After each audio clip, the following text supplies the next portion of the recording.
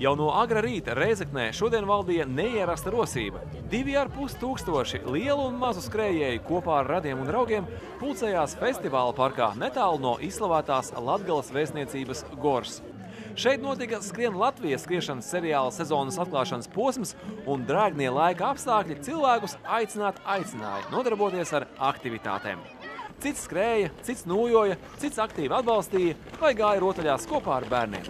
Es šūpojos, sitos ar rolām. Katru gadu piedalāmies visādās sacensībās. Kā gāja? Labi. Cik ātri noskrēja? Nezinu.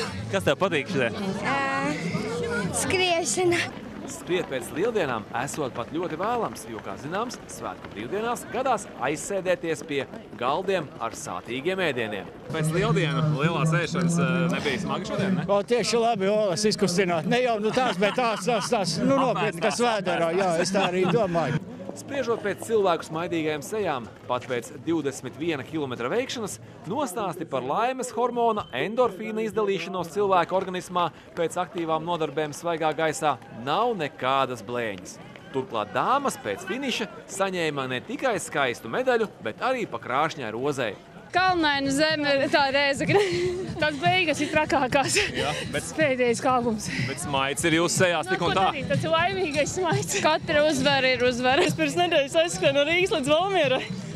Un es šoreiz arī noskrēju pusmaratonu, man izdevās. Rēzeknes pusmaratons bija pirmais no 7 šāda veida skriešanas un aktīvas atpūtas pasākumiem Skrien Latvijas seriālā. Nākamais būs pēc 3 nedēļām Biķernieku trasē Rīgā.